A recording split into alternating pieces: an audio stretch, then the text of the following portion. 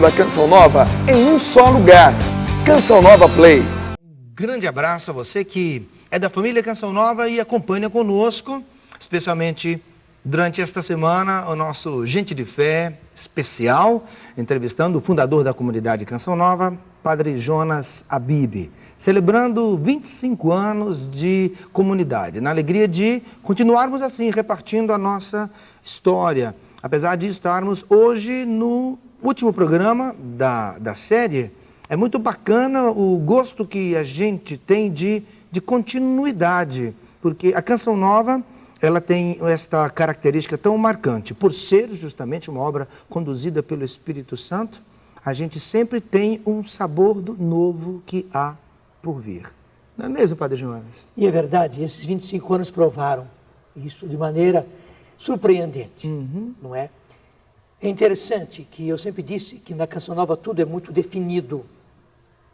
Porque Deus mesmo define as coisas, mas as coisas não são definitivas. Portanto, viver na Canção Nova é uma contínua surpresa, né? Eu estou vivendo 25 anos de surpresa e posso acrescentar a isso mais 5 anos de preparação aqui no Vale do Paraíba para esses 25 anos e posso acrescentar mais outros 10 anos.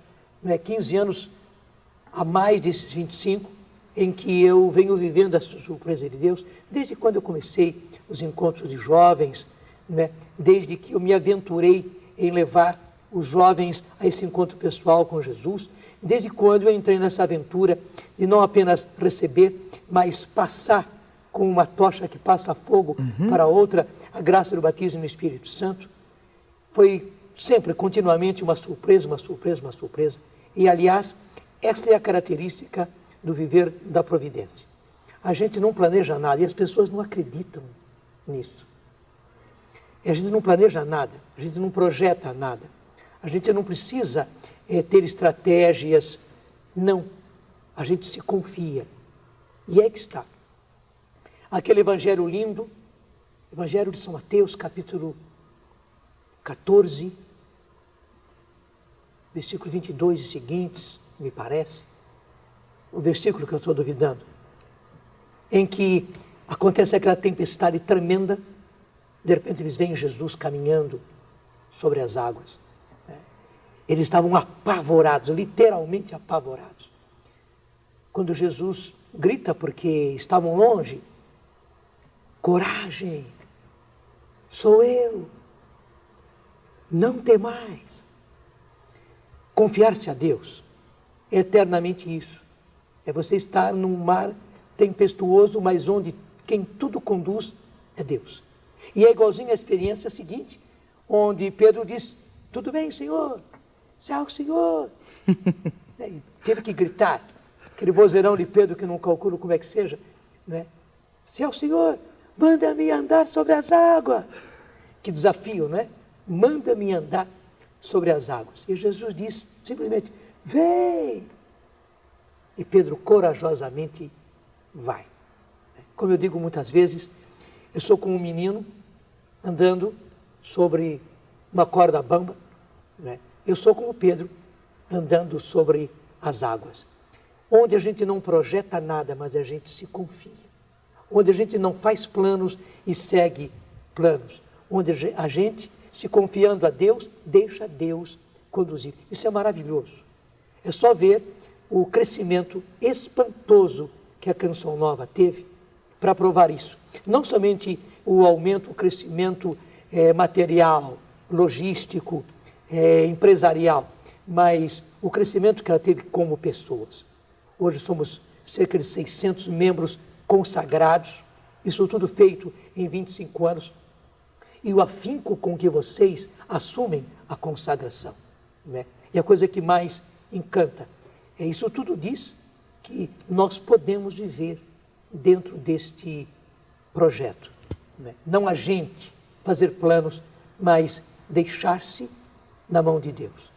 É um risco, né? E em geral as pessoas não querem correr esse risco. Mas eu tive a graça, estou ajudando aos meus a seguir, e eu vejo que os meus estão seguindo atrás de mim, e nós juntos estamos ajudando muitas pessoas a entrar realmente na vivência do que é o Evangelho. Eu acho que, tiro esse acho, eu vejo que viver o Evangelho tem também esta característica: a gente se deixar conduzir por Deus, a gente correr o risco de andar sobre as águas como Pedro, a gente ser sempre um menino caminhando sobre a corda bamba. Padre Jonas, dentro de sua história tão constantemente delineada por fatos tão concretos, dentro dessa realidade que o senhor nos falou agora, está uma muito forte, que é a renovação carismática católica. A gente pode dizer sem medo de errar, mas eu imagino que hoje não signifique tanto um peso para o senhor, mas uma responsabilidade que o Brasil lhe deve muitíssimo, o fato da experiência de renovação que o país vive. Eu tive a coragem, eu corri o risco, continuo correndo o risco. Aí que está, muita gente recuou, muita gente, desculpe, até mesmo camuflou. Quais foram os riscos naqueles anos? Porque isso aconteceu, que foi a sua... Eu comecei em 71. A sua experiência, que tão fortemente o senhor gosta de nos contar, que é a sua experiência do seu batismo no Espírito Santo. Em que ano foi? Foi no dia 2 de novembro de 1971. Quais foram os maiores riscos que o Padre Jonas correu quando percebeu-se, não é, na missão de levar adiante aquela novidade para todo um país? Sim. Eu era o patinho feio, no meio dos meus irmãos padres, no meio dos meus irmãos salesianos, no meio religioso, eu era o patinho feio. Né? Eu era visto assim como alguém muito diferente, muito esquisito, né? Vim com essas coisas, oração em línguas, batismo no Espírito, dons do Espírito Santo, curas. Né? Então, olharam para mim com esses olhos e, claro, com olhos de rejeição. Para mim foi a coisa mais dolorosa, e é isso para qualquer um, porque todos nós queremos ser sempre aprovados.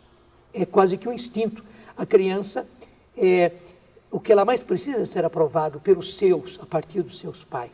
E todos nós permanecemos com isso, nós precisamos de aprovação. E eu não tinha aprovação, eu tinha reprovação, né, dos meus superiores eclesiásticos, dos meus superiores de congregação, dos meus colegas, dos meus amigos, né? Mesmo aqueles que eram bem amigos, me olhavam com complacência, né? Eram benévolos comigo, mas estranhavam muito, porque eu estava seguindo um caminho diferente, um caminho distinto. Também porque houve uma mudança muito forte no senhor em primeiro lugar, não é mesmo? Claro, a grande graça está aí, eu me deixei transformar, eu me deixei possuir pela graça do batismo no Espírito Santo. Eu me deixei possuir pelos dons do Espírito Santo, que não fazem a gente um super-homem, não, faz da gente inclusive pobre. A gente percebe a necessidade dos irmãos e vê que o único jeito de socorrê-los não são os nossos meios, porque, por exemplo, eu fiz pedagogia com os salesianos, numa faculdade excelente, onde eu tive como o grande mestre, o excelente pedagogo, o padre Antônio Carlos Leôncio, que até deu nome aqui a colégios, a ruas na cidade de Lorena, Antônio Carlos Leôncio. Foi o meu professor, foi o meu mestre. Eu era formado em pedagogia, eu dava aula de psicologia da aprendizagem, portanto, entrava também no campo da psicologia. Eu poderia ajudar muito as pessoas nesse sentido, e ajudei.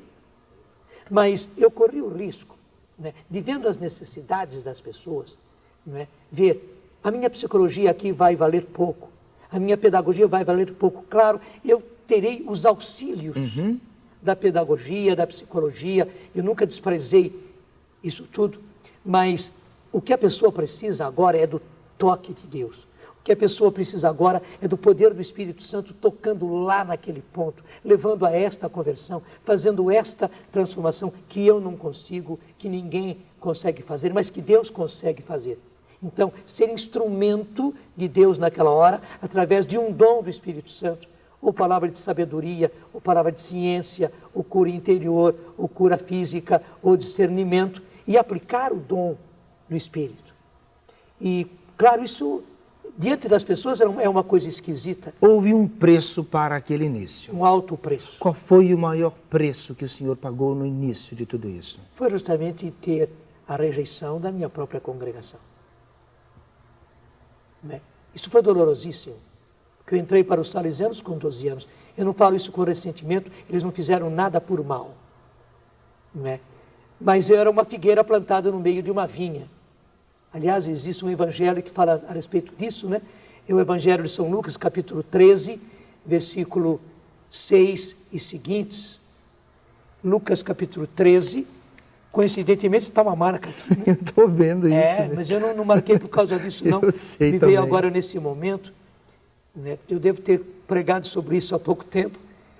E, aliás, preguei nessa semana, dentro dos 25 anos, né? Quando tudo começou. Né? Eu acabei citando esta passagem quando nós encerrávamos o acampamento de músicos e o 5º Festival da Música Católica. Muito eu bem. acabei citando isso. E, aliás, deixa eu dizer uma coisa. Eu dou graças a Deus por termos vivido este festival e este acampamento, porque nós somos Canção Nova. Nós não fizemos de propósito, mas a nossa semana de comemoração dos nossos 25 anos começou justamente com esse grande acampamento e com este festival, a beleza desse festival. E na última missa, que portanto foi a minha última pregação, eu trouxe esta parábola de Jesus. É realmente o Evangelho de São Lucas, capítulo 13, começa no versículo 6, onde se diz: um homem tinha uma figueira plantada numa vinha. É o tipo da coisa esquisita. Né? Numa vinha não se planta uma figueira. Só que aquele agricultor plantou uma figueira numa vinha. Eu me sentia realmente a figueira plantada no meio da vinha, e os meus colegas me viram assim. Né? Eles me viram diferentes. Você perdeu amigos? Perdi. E perdi a confiança de muitos. Porque eu tinha até mesmo um certo prestígio. Eu tinha uma liderança entre os meus colegas, entre os meus irmãos de congregação. Tinha. E o que lhe sustentava interiormente para ir em frente com a desaprovação da congregação, a perda de amigos e a perda de um prestígio também? Fora de dúvida, a perda de um prestígio. Era uma certeza de quem estava me movendo era Deus, e para algo maior do que eu mesmo, e para algo muito grande para a própria igreja e para a própria congregação. Haviam sinais concretos que Deus lhe dava a respeito desta intuição? Em primeiro lugar, a minha própria transformação. Porque quando eu fui tocado pelo batismo no Espírito, eu estava assim muito desgostoso, eu conto sempre, eu estava ressentido, magoado, não devia estar. Mas pelo fato pela minha tuberculose, depois, quando eu estava melhor, ao invés de eu voltar para o trabalho com os encontros de jovens, e a minha expectativa era esta, mas eu vir aqui para o Vale do Paraíba e ficar completamente alheio a isto. E quanto mais eu percebia que eu melhorava de saúde, mais eu me via longe, porque aquele trabalho foi tocado para frente. E era natural que se fizesse assim. Eu é que me ressenti. Não é? Então eu estava muito ressentido, e a decepção, ela é cáustica. Eu senti o mal, a corrosão que ela fez dentro de mim. Como eu digo sempre, eu corria até mesmo o risco de perder o meu ministério. Então, os primeiros fatos concretos que lhe indicavam este plano de Deus foi, em primeiro lugar, a sua transformação pessoal. Minha transformação. Porque no dia seguinte, aquilo que eu digo ser o meu batismo no Espírito Santo, eu era outra pessoa. E aí está o impressionante. Ninguém fez nada para isso. Eu tinha um colega excelente psicólogo, eu tenho citado o nome dele, o padre Vicente Guedes. Ele era meu colega, estava lado a lado comigo em tudo aquilo. Ele estava, inclusive, percebendo o que eu estava passando. Não é? E, claro, me ajudava, me tentava ajudar. Mas eu também não contei tudo para ele, aquilo que eu estava vivendo. Era tão ruim aquilo que eu vivia, porque é que está. Eu amava a congregação. Como eu disse há pouco, eu estou nela desde os 12 anos. A congregação salesiana me resgatou como menino pobre da periferia de São Paulo. Me levou para as escolas profissionais. Depois, graças a Deus, eu era bom. Eu era bom. Eu era esforçado. Eu lutava. Eu era dinâmico. Eles viram que eu tinha espiritualidade, que eu buscava. Eu era um bom coroinha, que acordava às 5 horas da manhã, para pegar caminhão ou ônibus, pegar um trem, para chegar uns minutos antes das 5 horas, no Liceu Coração de Jesus, e ele correndo para o porão, vestir elegantemente a minha batina. E não era só batina, nós vestíamos uma meia especial, para não aparecer aquela calça de menino, ou a não calça, né, que nós usávamos calças curtas, muitas vezes, aqueles sapatos de meninos, nós usávamos inclusive um sapato especial, próprio para a coroinha, para servir o altar. Era inclusive elegante, né? Eu me vestia elegantemente, como era o costume do pequeno clero do Liceu Coração de Jesus, e estava lá prontinho para as missas das 7 horas. E eles viam tudo isso. Quando eles perceberam os meus sinais de vocação, eles apostaram em mim. Tanto assim que a gente entra para o seminário em fevereiro, em março. E eles me fizeram entrar no mês de setembro. O diretor do colégio disse, não, tem pouco menino hoje, lá no seminário de Lavrinhas, no aspirantado. Por que esperar? Quer dizer, eles investiram em mim. E eu investi a minha vida inteira na congregação. Era o contrário. Era Dom Bosco me pegando.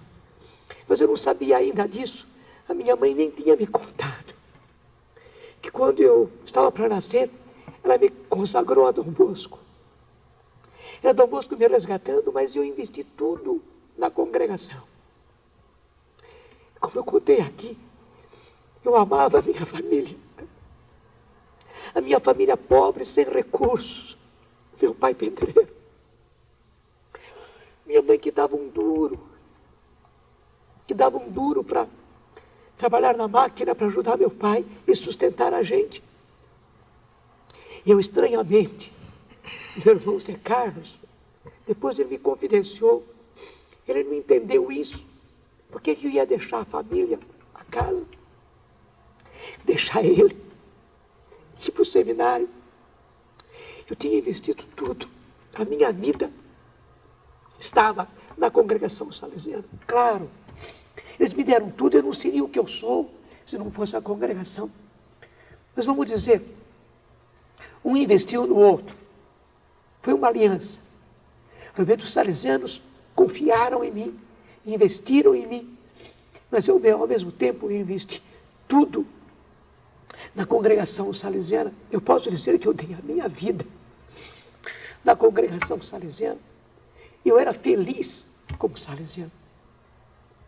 Eu era um bom salesiano. Fui sempre um bom salesiano. Eu tenho a certeza que eu não deixei de ser, nunca. Mesmo sendo um patinho feio na congregação. Porque depois eu fui compreender, eu estava seguindo os passos do meu pai, Dom Bosco, que foi o maior carismático do século XIX, dos anos 800. Foi um grande carismático, que Deus usou em todos os dons, a partir dos dons menores, até os grandes dons de ressuscitar o menino, de multiplicar pães, de multiplicar avelãs. Dom Bosco bilocou-se. Dom Bosco teve o dom da bilocação, sempre pelo bem das almas, sempre pela salvação dos seus meninos, dos seus rapazes. E, afinal das contas, com os donzinhos do Espírito Santo. Eu não estava sendo usado pelos grandes dons, como meu pai Dom Bosco. Eu digo francamente, eu nunca tive nada disso. Dom de bilocação, multiplicação de pães, multiplicação de hóstias, multiplicação de avelãs, e tudo isso é documentado, e não só, as avelãs existem hoje. Inclusive, um ex-aluno salesiano, que depois veio para o Brasil, e viveu aqui, morou aqui, mostrou a avelã que ele ganhou e que ele guardou, daquelas que Dom Bosco multiplicou. Então, eu nunca tive nenhum desses grandes dons. Deixa eu te dizer, os dons com que Deus me agraciou, eram os pequenos dons do Espírito Santo. Mas com isso eu era o patinho feio, né? E eu recebi toda uma rejeição. Eu era esquisito, né? E até eu persistindo naquilo, eu era teimoso, eu estava persistindo naquela esquisitice. De certa maneira, pessoas da congregação se envergonhavam de que eu fosse salesiano e fizesse aquelas coisas, porque, justiça seja feita, os salesianos foram sempre, são, ainda hoje, muito harmoniosos em tudo, muito ajustados em todas as coisas. Isso é uma virtude própria de Dom Bosco. Dom Bosco não foi esquisito em nada. Dom Bosco era, assim, muito normal em todas aquelas coisas. Só que um filho dele estava sendo, aos olhos das pessoas, esquisito. Não é? Só que eu estava sendo mais parecido com meu pai. Hoje, depois de ser tudo isso, e contendo um pouco mais da minha emoção, eu posso dizer com galhardia, né? Eu estava sendo um pouco mais parecido com meu pai, que até mesmo foi visto como louco, que colocaram ele numa carruagem, eles quiseram colocá-lo numa carruagem para levá-lo para um manicômio, tudo já planejado, só que ele muito espertamente, né, pôs os outros padres na carruagem, dizendo simplesmente, né, não, os senhores devem subir antes. E eles insistiram, mas como Dom Bosco insistiu também, eles subiram antes. Na hora que eles subiram, ele bateu a porta e gritou para o cocheiro, avante, como bom italiano, né, avante. É muito, né? furbo. Sim, e lá foi o cocheiro levando a eles, né, direto para o manicômio. Embora eles gritassem lá dentro, o cocheiro já estava adaptado, porque eles iam pegar um doido, não é? Dom Bosco passou por tudo isso, né? Um filho dele estava passando igualmente por isso. Deixa eu dizer, vocês me têm pegado nessas entrevistas e eu tenho aberto o coração. E como vocês anunciaram por aí, e os programas estão dizendo, né, eu tenho contado coisas que nunca contei a ninguém. E estou fazendo isso com gosto. Mas porque eu estou abrindo o coração, eu quero dizer, eu não tenho hoje nenhuma mágoa dos meus irmãos salesianos. Aliás, eles tinham razão em me ver no jeito que me viam, né? Porque não estavam acostumados a ver isto. Hoje, depois desses anos todos, nós somos vistos já da família salesiana. Somos. E eu espero que um dos presentes que Deus vai me dar e que Dom Bosco vai me dar pelos 25 anos da Canção Nova é o sermos oficialmente oficializados, portanto, oficialmente admitidos na família salesiana.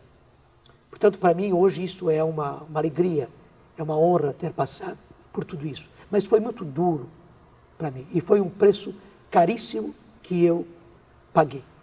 Inclusive, quando o padre Fernando Legal, que era nosso provincial, hoje ele é bispo, aqui pertinho de São Paulo, São Miguel Paulista, dentro da Grande São Paulo, Dom Fernando Legal, ele era nosso provincial, inspetor salesiano.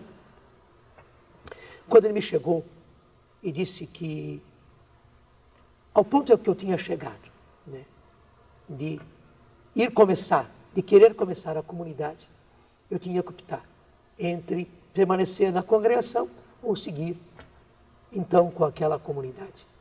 Houve, então, esse momento de decisão? Houve esse momento de decisão. Houve, sim.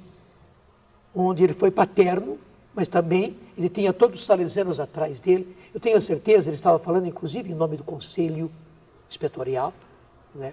Conselho da província. Só que ele não veio falar comigo com todo o Conselho. Graças a Deus. O choque seria maior. Veio ele para conversar comigo, me chamou. Eu fui a São Paulo para conversar com ele no escritório dele como inspetor. E então ele me fez essa proposta, que eu deixasse a congregação e fosse viver no clero diocesano. Eu expliquei para ele, mas o carisma é salesiano. Foi muito bom que ele disse isso e não dá para esquecer. Pode ser que até mesmo ele tenha se esquecido, né? Mas eu não me esqueci. O que ele disse? Que ele disse que reconheço que o carisma é salesiano, só que eu não encontro lugar na estrutura. Foi essa frase, literalmente, que ele disse. Se eu tivesse um gravador no bolso, né, estaria essa frase colocada ali, porque certas coisas se gravam. E aquilo, claro, ficou gravado dentro de mim. E eu vejo que também há algo de Deus nisso ficar gravado, porque para mim foi uma comprovação. Né? Ele, naquele momento, era o representante de Dom Bosco. Né? Ele disse, eu reconheço que o carisma é salesiano. Reconheço, né, que o carisma é salesiano. Mas só que eu não encontro lugar na estrutura. Diante da palavra dele, ele reconhecia que o carisma era salesiano, mas ele não encontrava lugar na estrutura, eu é que estava fora da estrutura. Eu que não podia permanecer na estrutura. E eu, afinal das contas, tinha que prezar, né, a estrutura da congregação salesiana. Desculpe, eu estava a mais. Ali naquela conversa foi então o passo de desligamento da congregação salesiana. Foi o passo de desligamento, claro, depois daquilo tive que escrever uma carta.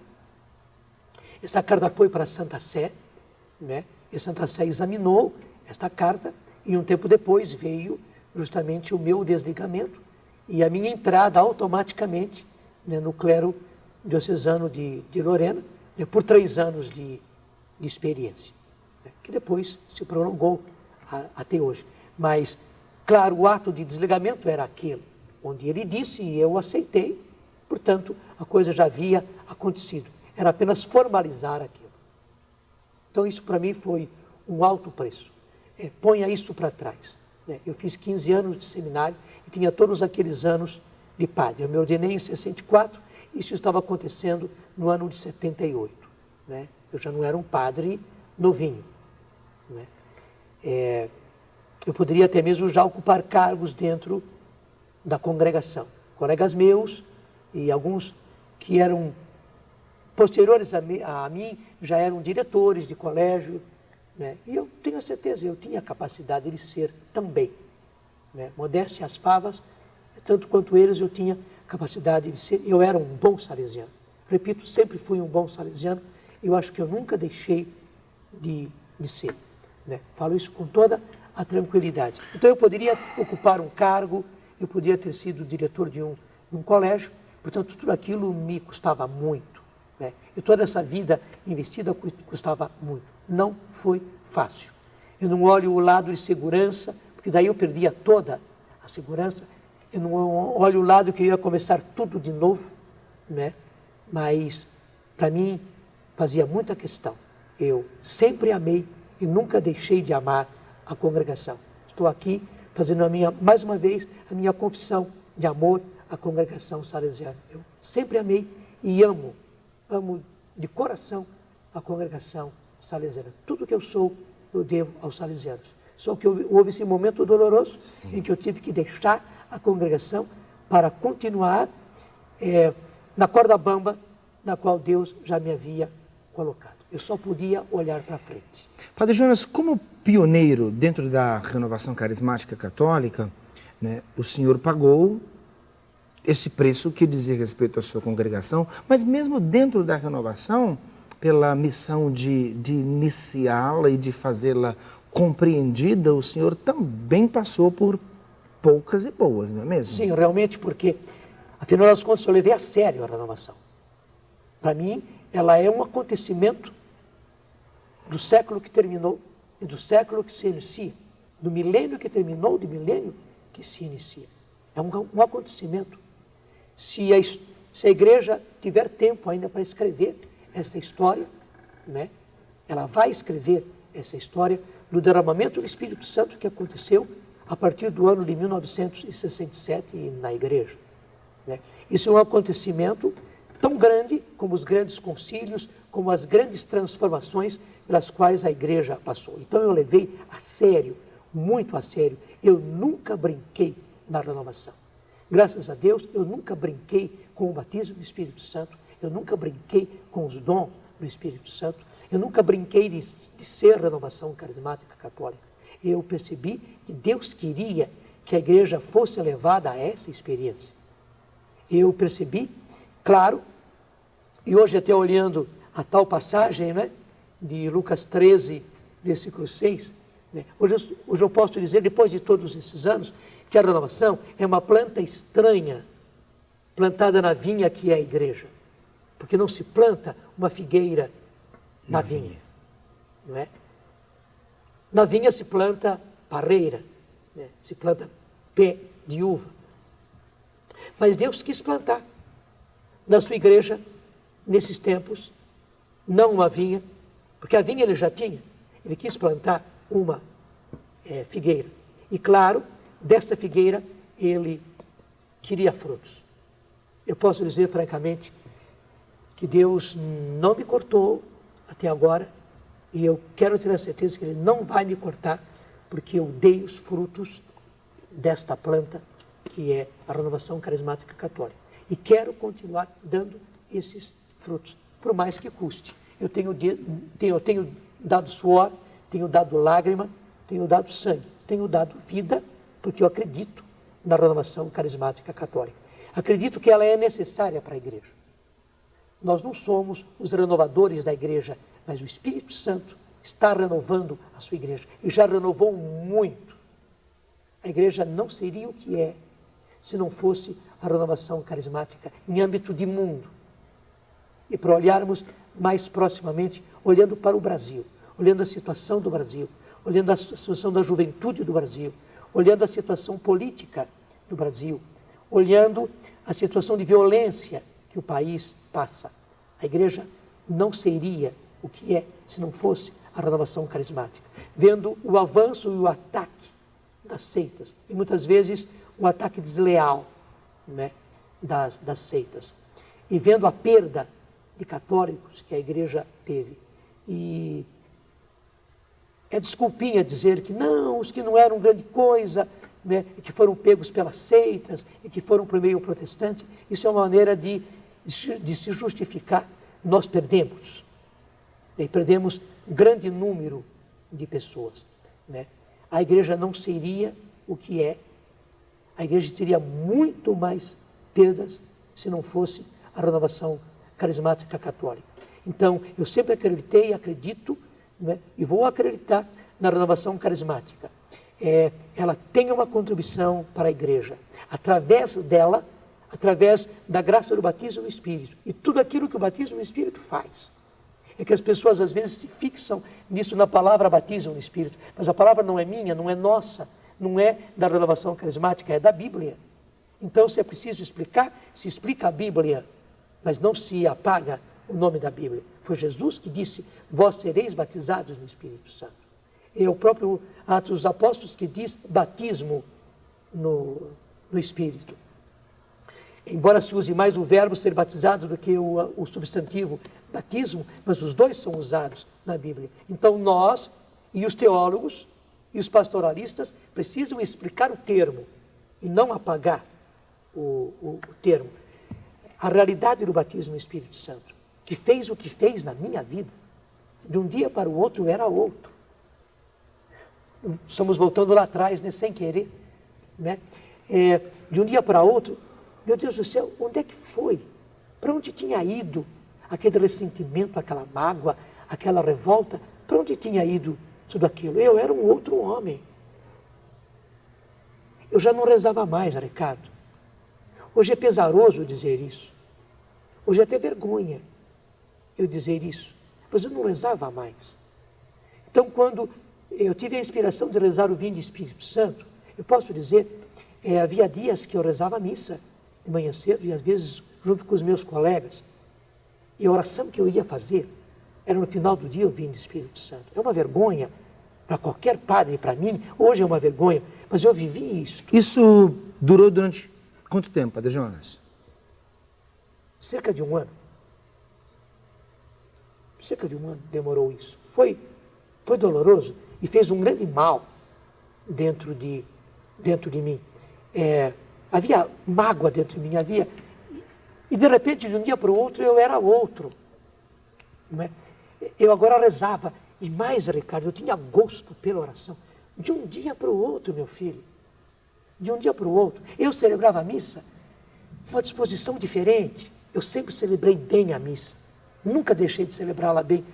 Mas de um dia para o outro, e não é que me ensinaram, não, porque o Padre Haroldo fez um dia que nós chamamos de retiro da boa morte para os nossos seminaristas, no qual ele falou do que estava acontecendo na igreja, do derramamento do Espírito Santo, ele falou sobre a renovação carismática, né? Eu não entendi o que era batismo no Espírito. Ele falou sobre os dons do Espírito Santo. Eu conhecia os dons, mas eu não entendi o que eram os dons sendo usados na prática, dom de línguas. Eu também achei esquisitérrimo aquilo, né? E dom de curas acontecendo. Mas aconteceu comigo, né? O senhor desejou aquilo tudo? Eu desejei tudo aquilo, né? E o Padre Haroldo simplesmente no final do dia impôs as mãos nos outros padres e em mim também. E porque eu desejei do fundo do coração, está aí a diferença. Eu quis do fundo do coração, né? No outro dia eu era outro homem. Eu comecei a rezar de maneira diferente. A liturgia das horas que eu não rezava mais, né?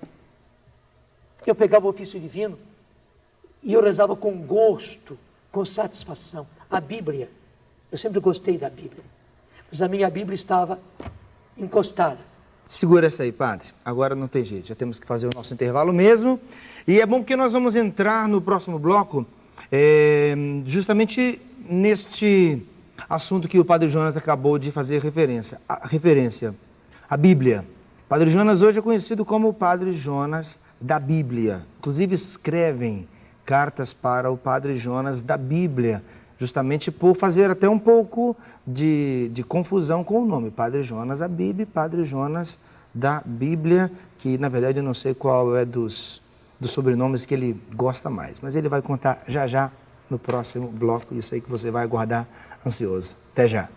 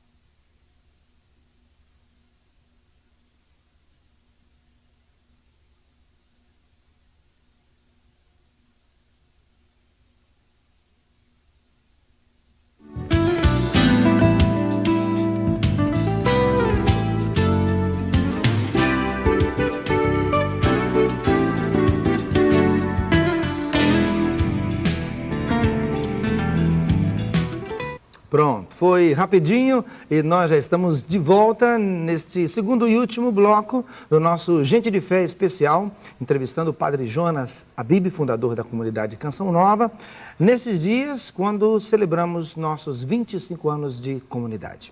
Padre Jonas eu o conheci em 82 e o que mais me impressionou, como eu imagino que tem impressionado a muitos, não somente nós nordestinos, mas todo o Brasil, que naquela época o senhor rodava inteirinho, a mim impressionou sempre a sua forma de interpretar, explicar e aplicar na vida da gente a palavra de Deus. O conhecimento da Bíblia e a forma de tratar de um único versículo dentro de uma parábola inteira, de uma única palavra, de uma pequena citação, de um grande texto, não é? E até o fim, esmiuçando e aplicando tudo aquilo na vida de cada um de nós. E como eu citava no final do bloco passado, não é à toa que as pessoas o chamem de Padre Jonas da Bíblia. Como foi que aconteceu esse seu casamento com a Bíblia, esse seu entranhado, o seu pensamento, É que eu quero dizer. Do coração, os seus sentimentos com a Bíblia? Aí que está. De um dia para o outro, eu estava com um gosto totalmente diferente da Bíblia. Eu sempre gostei de Bíblia.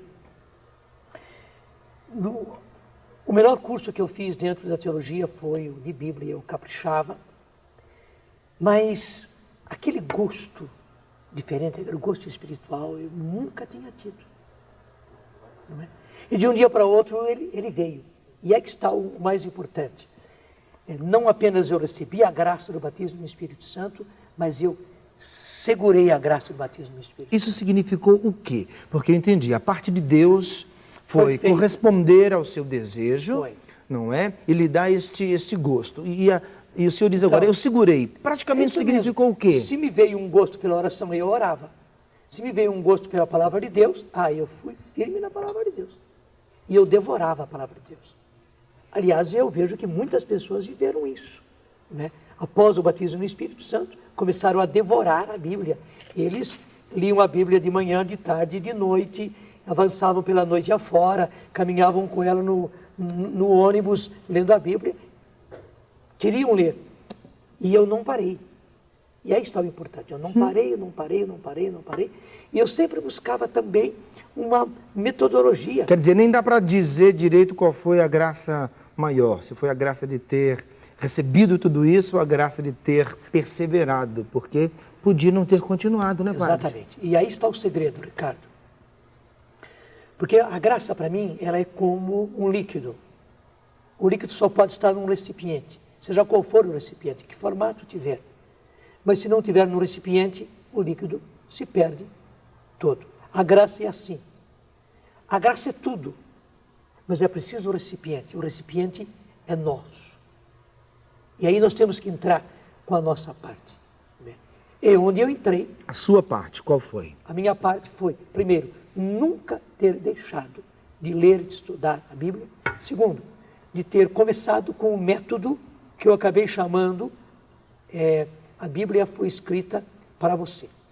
E, aliás, quando nós festejamos 25 anos, nós festejamos 25 anos também desse método. Porque foi justamente naquele final de semana da festa de Cristo Rei que eu reuni os nossos jovens do catecumenato, né? E eu ia propor para eles, e propus, né, para eles, uma metodologia para ler a Bíblia. Essa metodologia surgiu como, Padre Jonas? Um livro que eu encontrei, um livro evangélico, que eu vi, que era muito útil. Né? Claro, eu fiz um trabalho sobre aquele livro. Eu colhi dali o melhor, o essencial, aquilo que eu via que eu podia retirar dali. Vamos dizer assim, eu montei esta maneira de ler a Bíblia, essa metodologia de ler a Bíblia, onde a gente primeiro segue essa sequência a partir da primeira carta de São João, depois o Evangelho de São João.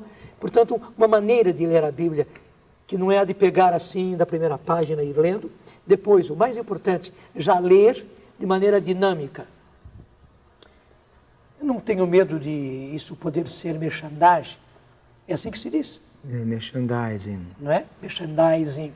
Né? Eu não tenho medo que seja. Nós não temos propaganda e não ganhamos pelas propagandas. Não é? Eu nunca deixei de usar, há muitíssimo tempo, não é? A caneta 4 cores. Porque fazia parte do método ensinar que a pessoa está lendo a Bíblia, mas já riscando. Eu digo mesmo, não tenha medo de riscar a sua Bíblia, para poder ter uma leitura dinâmica. Uma leitura ativa, não é como o senhor mesmo... Isso, uma leitura ativa. Não é?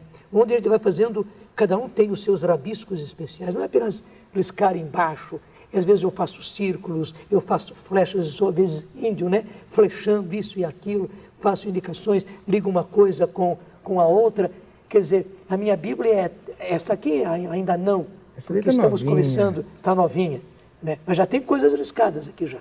Né? Você já viu que tem coisas marcadas, tem coisas riscadas, mas essa é novinha. Eu já gastei muitas. A palavra que inicialmente mais lhe marcou neste início de um novo relacionamento com a palavra de Deus, qual foi naquela época? Não houve uma palavra especial que me marcasse. O que me marcou era a realidade de precisar conhecer a palavra de Deus e assimilar.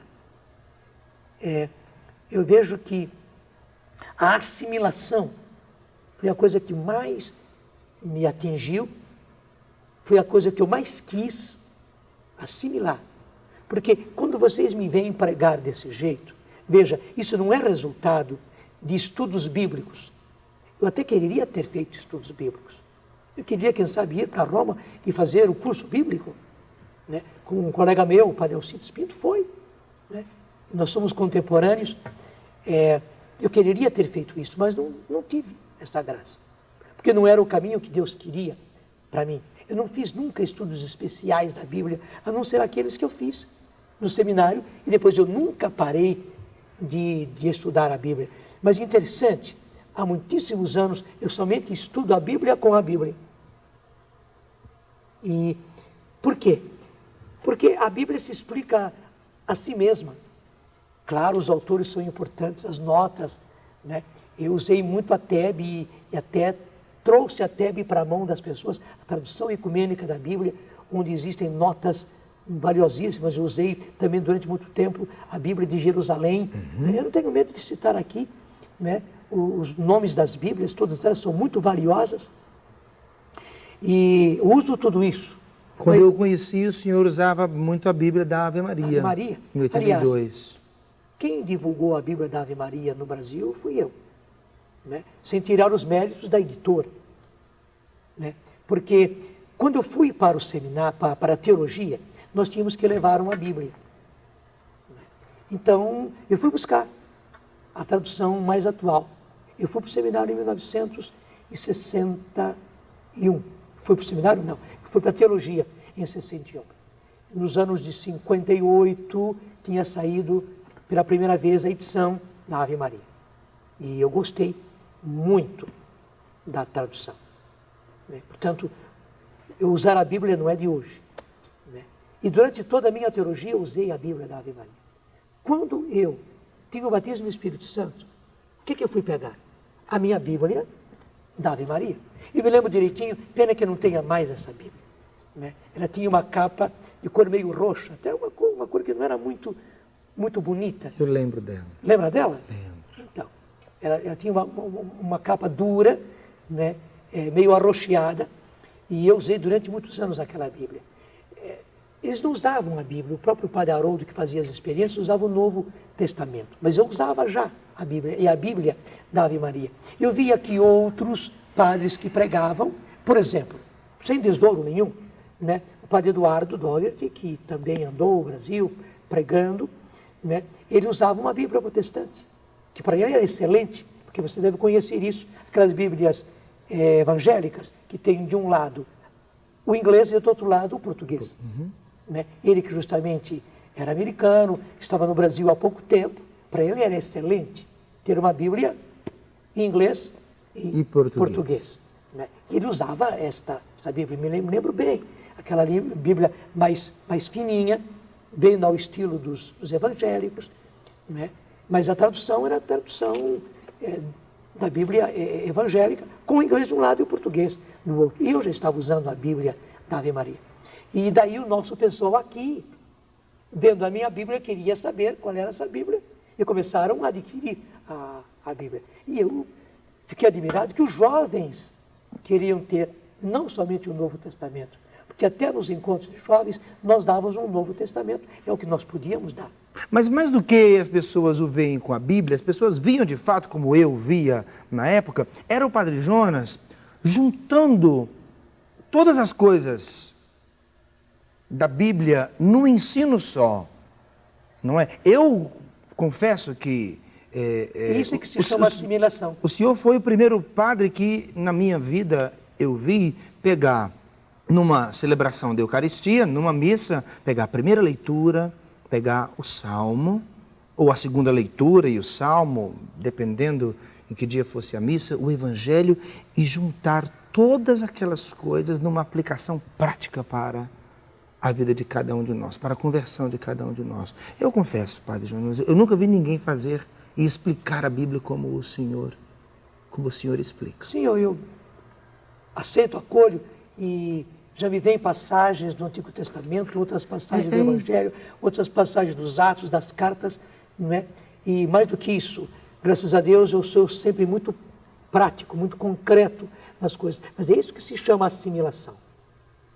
Não é questão de formação de conceitos aqui na cabeça.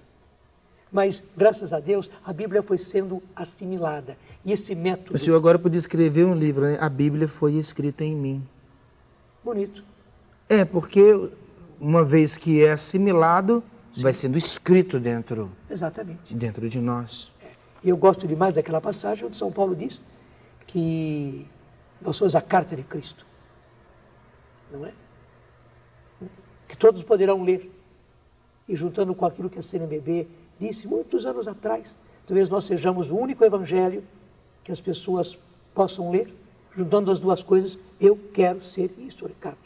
Sempre quis ser, não sou ainda perfeitamente, mas quero ser cada vez mais. Eu quero ser uma Bíblia, né? Onde as pessoas leiam, inclusive na minha vida, não só na minha pregação, onde as pessoas leiam na minha vida, né? Talvez a Bíblia que eles não tenham. Quero mesmo. Quero que todo católico tenha a Bíblia na mão. E vou lutar para que todo católico tenha a Bíblia na mão.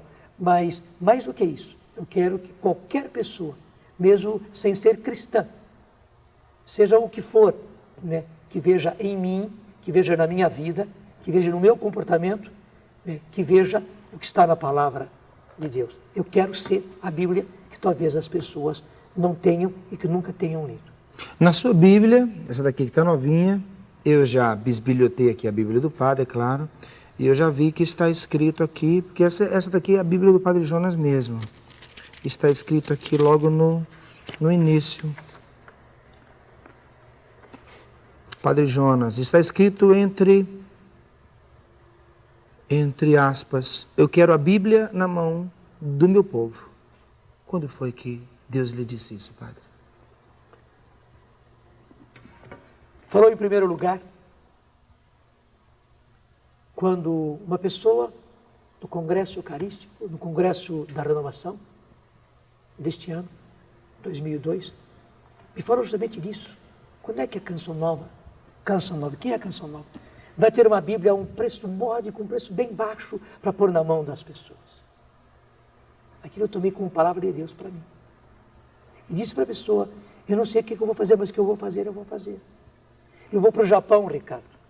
Lá chega um brasileiro que está no Japão, que me diz a mesma coisa. A Bíblia para chegar aqui ao Japão, né, com todo o preço... Todos os impostos sobre o preço que sai daqui. E a remessa dela chega caríssima. Disse, quando é que a Canção Nova vai fazer uma Bíblia? Mas quem é a Canção Nova para fazer uma Bíblia? Né? Vai fazer uma Bíblia por um preço módico para pôr na mão das pessoas. Esses dois fatos se uniram. Eu senti Deus forte falando para mim. Eu quero a Bíblia na mão do meu povo. O Padre Fidel esteve conosco.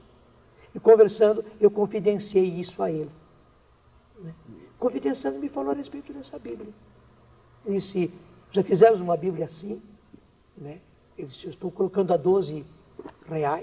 Consegui fazer isso, uma Bíblia a R$12. Ele disse, vocês podem vender a 10, como o senhor está querendo? Né? Porque eu falei para ele, Padre Fidel, eu quero que toda pessoa tenha uma Bíblia na sua mão. E o Padre Fidel foi fiel, né? E juntou a mão comigo, né? E entramos nessa aliança de levar a Bíblia. Eu sei que todas as outras traduções são boas, acabei de falar da Bíblia da Ave Maria, não é? Uso todas elas, mas esta acabou sendo a Bíblia mais módica que eu já encontrei, né? A grande vantagem, porque além de ser uma tradução boa, ela tem um preço que justamente permite que todas as pessoas possam ter a Bíblia na mão. Com alegria que as pessoas estão comprando para dar de presente. Por ser somente R$10, compram 2, 3. Já vi pessoas comprando 5. Não comprariam uma. Porque quando vê, R$10, e compra 5 para dar de presente para fulano, ciclano, para o filho, para a filha. Né? É isso que eu quero que aconteça. Mas voltando ao mais importante. Pois não. Né? Você tocou no ponto chave. É isso que se chama assimilação. E o que eu quero é é que as pessoas assimilem a Bíblia. Não é apenas ter os conceitos aqui na cabeça, mas de tal maneira a pessoa leu e releu, especialmente com esse método dinâmico, esse método de fazer o diário. Se é diário, é todos os dias. Padre, como é que acontece com o senhor o diário espiritual nas circunstâncias próprias que a vida apronta e que trazem para nós aridez, problemas de saúde? Quando falta vontade de ler a Bíblia? É como eu digo, ler sem vontade. Mesmo não querendo, mesmo sem vontade, é igualzinho remédio, é igualzinho comida. Não é? Mesmo com dor de cabeça, né? Se lê a Bíblia. Né? Eu não posso dizer que eu tenho sido 100%, mas que eu quero ser 100%, eu quero. Né? Eu faço questão de ler a Bíblia todos os dias, de estudar a Bíblia, de trabalhar com a Bíblia todos os dias, todos os dias, todos os dias, todos os dias. É uma necessidade, eu tomo banho todos os dias. Né? Eu como todos os dias. Né? Por que eu não vou ler a Bíblia todos os dias? Como eu propus para os jovens, né? Sem Bíblia não tem café. Depois, sem Bíblia não tem cama. Né? Se eu leio a Bíblia de manhã cedinho, muito jovem, muitas pessoas leem a Bíblia antes de tomar café, antes de ir para o serviço, antes de ir para a escola. Né? Se hoje eu não tive tempo de ler a Bíblia, eu também não vou tomar café. Né? Ou então, se a pessoa faz durante o dia ou faz de noite, né? Sem Bíblia não tem cama. Né? Por que eu vou para a cama, né? Se eu não estudei ainda, não fiz ainda meu estudo bíblico? Então, se for preciso, a gente toma um banho para despertar, né? Mas pega a Bíblia e vai ler pelo menos um trecho aquele dia. E claro, a leitura ativa ajuda, né? Quantas vezes, justamente por causa da caneta, 4 cores, e mudando uma cor e outra cor e tal, né? Esse barulhinho até já parece com você. Parece comigo. É. Né? Parece comigo. É. Fazer o quê, né? E mudando lá, eu conseguia, né, não ter todo... matar o sono, né? E ficar desperto e ler a Bíblia. Aí é a parte da gente, Ricardo. Nada sem o batismo no Espírito. Porque o que dá o gosto e o que dá a força para ser perseverante é a graça do batismo no Espírito Santo. Mas depois, a perseverança, o esforço, a luta da gente, até mesmo isso. Eu vou tomar banho, né? Vou lavar o rosto para despertar e estudar e trabalhar com a Bíblia. Eu vou trabalhar escrevendo, né, para não dormir. Né? É esse esforço, essa luta que junta uma coisa com a outra. Então a graça cai num recipiente e a assimilação vai sendo feita, vai sendo feita, vai sendo feita, vai sendo feita. E eu vou me tornando, graças a Deus, Padre Jonas da Bíblia. Eu quero Ricardo Sá da Bíblia, Eliana, né, Sá da Bíblia, e Eduardo Neto da Bíblia. Isso só para dizer pai, mãe e filho. Eu quero você que nos ouve agora, você que nos vê agora. Eu quero você, nome e sobrenome da Bíblia, porque essa é uma das minhas obrigações. Ai de mim, se não evangelizar. Padre Jonas, qual é a sua definição pessoal de fé? É andar numa corda bamba, olhando sempre para frente, só por causa de Deus, confiando unicamente nele.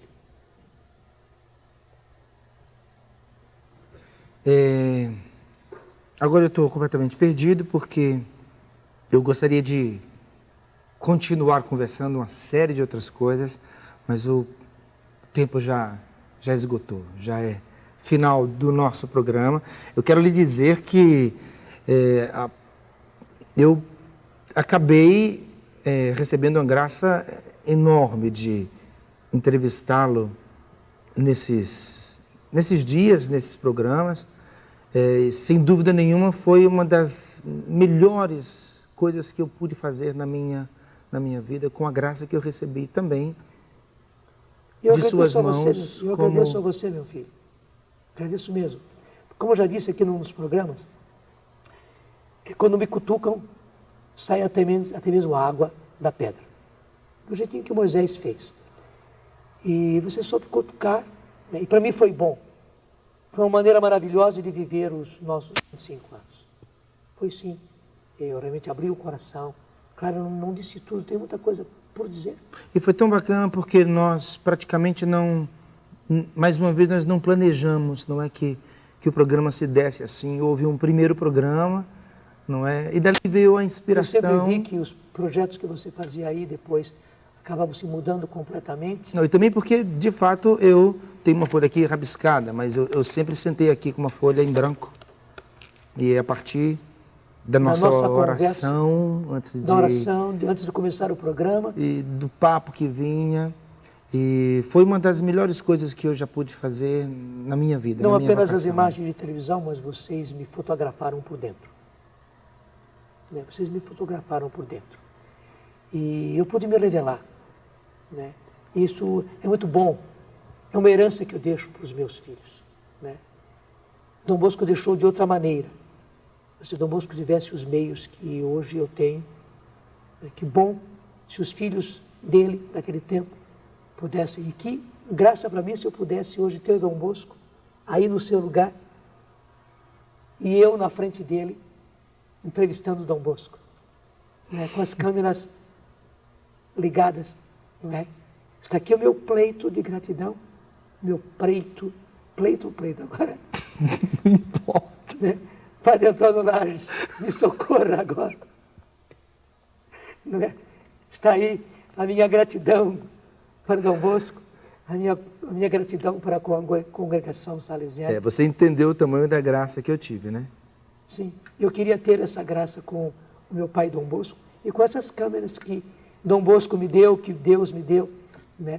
Que eu só tive porque, graças a Deus, eu fui persistente e chegamos até aqui. Vocês me fotografaram por dentro, eu queria fotografar Dom Bosco por dentro. Isso seria maravilhoso. Tá bom, eu confesso que eu não sei como terminar o programa. Por favor, olha ali naquela câmera e encerre para nós. Tá bom, então eu mesmo termino dizendo muito obrigado. Obrigado a você que teve a coragem de ver esses programas. Fez bem para você? Para mim fez. De certa maneira eu posso dizer, vai fazer bem para você. Se você não conseguiu perceber logo, não julgue. Rumine.